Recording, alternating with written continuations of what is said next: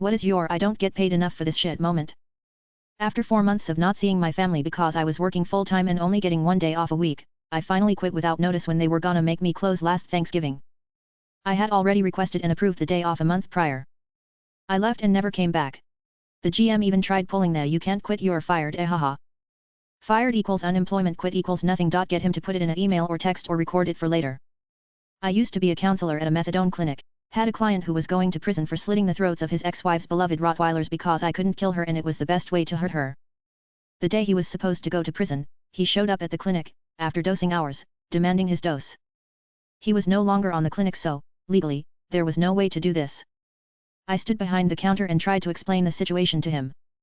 He grew more and more irate and then called his lawyer and put me on the phone with him. His lawyer explained dude didn't show up for prison, was now a fugitive and had pulled a knife on his own sister in her car just outside my clinic. So, dude had a knife. Lawyer told me not to piss dude off. He was violent and to call the cops. By this point, every other therapist and office worker had moseyed the fuck out. So, I told the lawyer thanks, hung up the phone and moseyed the fuck out of the front office and called the cops from the break room. Dude hopped over the counter and trashed the place and left. The bosses asked why I didn't stay and make sure he didn't trash the place. I explained they paid me $10.50 an hour and refused my raise. I was the only man in the building and was left alone with an armed violent felon. Fuck their stuff. And number X200B, edit. I also worked at Blockbuster in college for chump change.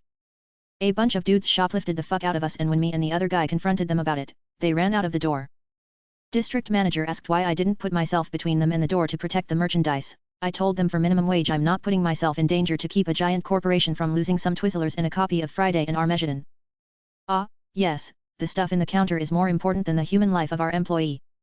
The bosses asked why I didn't stay and make sure he didn't trash the place. I'll give you 3 guesses why. See if you can figure it out. Apropos of nothing, when my Blockbuster was robbed at gunpoint, he got away with $800 and a still locked copy of Passion of the Christ. Always wondered if he ever watched it. Manager at a grocery store I worked in my teens refused to pay the waste management bill for several months. When they finally came and emptied the dumpster, there were still mountains of trash laying about around the area. He had me go out and clean all of it up alone. I didn't have any protective gear or supplies whatsoever, and was out in 100+ degree weather. I was only given a bunch of trash bags to put it into, and when I went in to ask for help, I was just given a shovel. I worked one more day after that, and after just being given more work to do without so much as a good job or thanks, I never went back. Fuck that. Surprised you didn't just leave when they refused to help you. When I was 18 and working at a retail store, a baby in his mother's arms took a shit so massive that his diaper couldn't contain it. A bunch ended up on the floor, and the mother *ran away. I was not paid enough for that literal shit. Ah yes, a blowout. Extremely common with babies. Mortifying every time. I don't blame her for running, but it is also so not the shit you're paid for. I used to work at Old Country Buffet, and there were kids who would eat until they threw up like all the time. This one case that is seared into my mind was when I was once fixing up the salad bar and I heard Billy run. Screamed from an ignorant parent, and then I see this 1-2-ish-year-old boy running to the bathroom, only he didn't make it. An unholy amount of undigested red jello came exploded out of him like a fucking volcano all over the Caesar salad, the floor next to the cash register, and on about 5 or 6 diners waiting in line to get in. It looked like he had literally vomited his guts out in an arc about 10 feet in diameter. I had to sweep up the chunks with a broom until a dishwasher with a mop could take care of the rest. The one time my family went to a buffet-style restaurant when I was younger, my mom only let us have one dessert. I was so mad because there were obviously 50 million desserts available, and hadn't we just paid to eat all we want? When a thick stream of sweat drained out of this girl's cell phone case.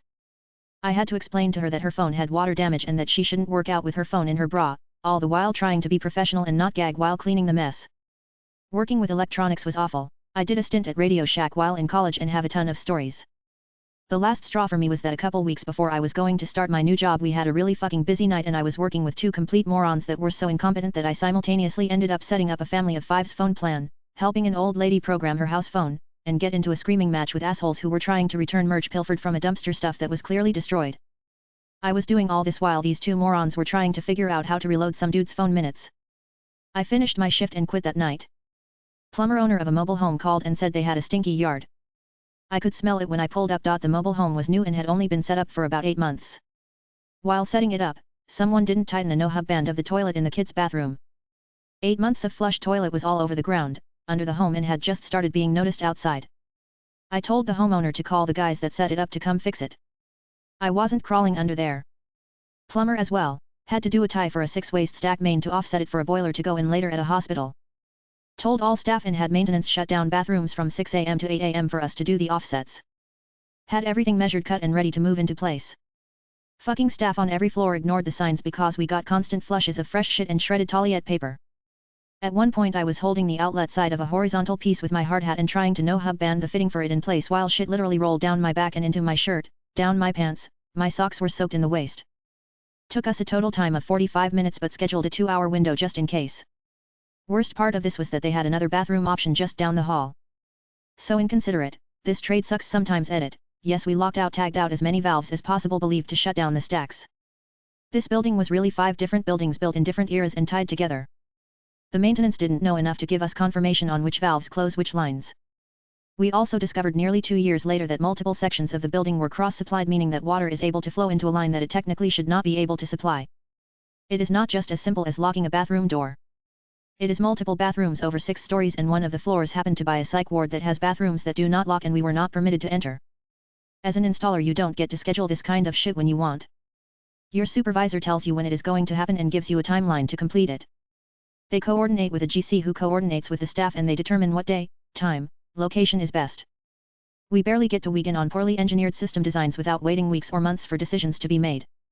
Oh god. And it must have been smelling long before it got that bad. I'm picturing them walking around their house for months, asking what is that smell? What is a great TV show that never became popular? Awake. It was a show starring Jason Isaacs where he simultaneously lived in 2 separate timelines.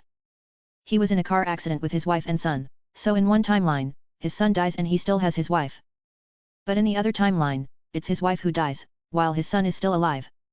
And roughly he swaps between the 2 timelines when he goes to sleep. He also plays a detective, and that comes into play as the worlds sort of run in parallel, and he uses information from one world to solve crimes in the other. That was kind of an ancillary part of the show, and was just there to give this guy a mission. The show only lasted 13 episodes, but had some serious potential. This show was so heavy, emotionally, I really wanted it to keep going, but I do think the writers saw the end coming and tried to wrap it up as best they could before it got cancelled. First, I have to point out that I am not making this up. Salvage 1 Andy Griffith plays the owner of a salvage yard who, in the first episode, has managed to purchase surplus rocket engines from NASA, which he uses to build his own rocket ship. Why? Because there's valuable salvage in space. He launches the rocket from his salvage yard successfully, collects a dead satellite, returns it to Earth and melts it down just as the government agents arrive too late to catch him in the act. After that it is like the Incredible Hulk, salvage guy flies, while government agents try to catch him. Trust me. As a kid, this was the bomb. Edit. I found the 2-hour pilot on YouTube. Fun fact: the blueprints for Salvage I the spaceship are part of the background for the opening of Archer. This fucking owns. Thank you. Almost Humana future cop Carl Urban doesn't like that all detectives get assigned a robot partner. He gets stuck with a previous generation model Michael Ealy and together they solve crimes and eventually start to become friends. It was actually a really good show. They just should have waited 4 to 5 years to make it because sci-fi shows weren't as mainstream and popular in 2013 as they are now. They had just finished the first season and fleshed out a totally interesting world and premise, then pulled the plug. What a fucking travesty. Literally searched for this show to find your comments since it is pretty much at the top of this list for me. Fox reordered and played the episodes out of order to fuck it from the start. My roommates and I called it Brobots and we loved it so much. The dynamic between the 2 leads was delightful. Party down. Such a stellar cast, great premise, but got kneecapped when their eventual stars all got bigger gigs. Jane Lynch went on to do Glee, Adam Scott landed his gig on Parks and Rec, and the show ended after 2 seasons. Still one of my favorite comedy shows. Are we having fun, yet? Ken Marino, who plays the catering manager with a gargantuan penis, is the most talented comedic character actor that's never actually made it big. I've been following him since his days in the state and can't really understand why. Dude has the craziest resume of things that have been actually funny for the past 25 years. He absolutely kills in everything he is in, but still most people don't know who I'm talking about when I reference him. OMG, yes, another Party Down fan. That show was the best. This is the one. Stellar cast, amazing writing, characters were endearing, and timing/delivery made it feel unscripted. Please give me a reunion episode. No personal calls on Company Pond. This show is a definite RDD. I don't want you serving them 2 jiggers. Happy endings. A great little comedy that deserved better. Eliza Coupe and Damon Wayne Jr. had such fantastic chemistry, one of my favorite TV sitcom couples ever. I also loved her in Future Man, especially because it was such a different show. Another one cancelled too soon.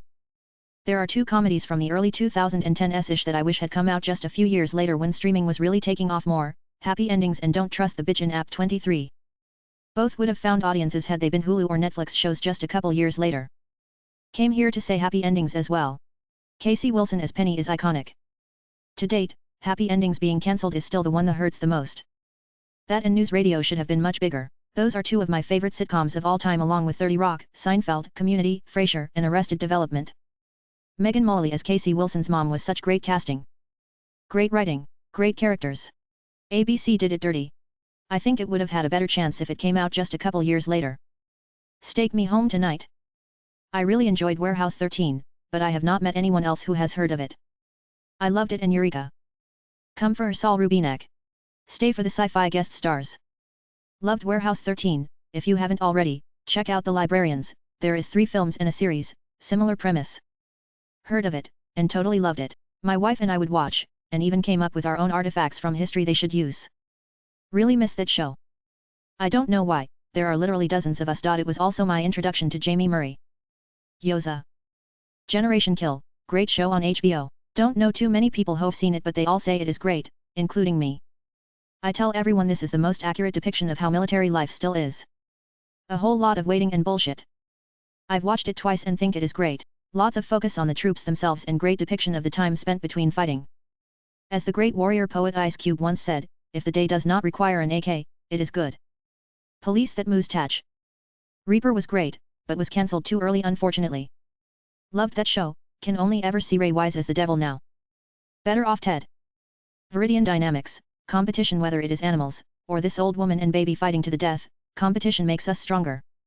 In business that means better products, pills that look like candy, hands that can shoot lightning, and a new generation of hurricane-proof dogs. Viridian Dynamics. Competition. It makes everything better. This is my vote, 2. It's a fucking charming workplace comedy. I was blown away. I had never heard of it and binged the whole thing on a whim. Yes, this show, and the fake commercials. I think it hit too close to home for corporate advertisement. Carl Gordon Jenkins. Jabberwocky is hilarious, but racial sensitivity is about the funniest episode of anything ever. The Second Drinking Fountain. The Guys Stuck in the Elevator. Counterpart, amazing sci-fi/espionage series that lasted 2 seasons at Showtime a few years ago. J.K. Simmons plays a meek, gentle paper pusher at a mysterious company in Berlin who finds out that his organization is actually in charge of communicating with a twin organization in an alternate universe. He then meets his own twin who is an amoral, cynic, calculating assassin. Amazing stuff. You had me at J.K. Simmons. Eureka. It was a travesty that it got stuck on sci-fi if put in the right channel and slot so people knew it existed. I sincerely think it would have been huge. Warehouse 13, which was also in the Eureka universe, is also incredibly underrated. Pushing Daisies. Got cancelled during the 2007 writers' strike. It is kinda old at this point but remains one of my favorite all-time shows in all its unfinished glory. Came here to say this. It had the coolest aesthetic in terms of costume/set/filming style.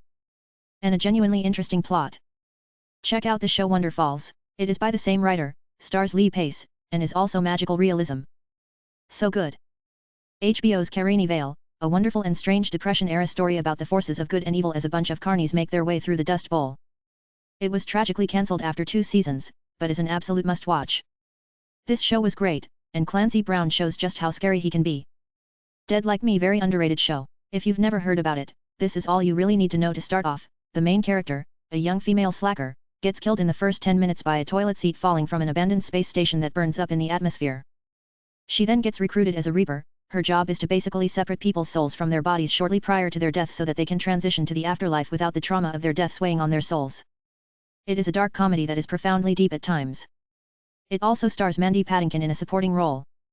It was a great show. Edit. Wow, this really exploded, didn't it? I live in Vancouver and I can't walk through that area without remembering the toilet seat. It was filmed where I used to work. Anyone who has not seen Dead Like Me needs to know that while people say there is a movie, there is no Dead Like Me movie, there is only rage and sadness in a DLM box. Seriously, the show is so good but the movie ruined the show worse than Crystal Skull ruined Indiana Jones. Do not watch it but absolutely do watch the show. Like and subscribe for more Reddit content. Watch the next video at the top of your screen.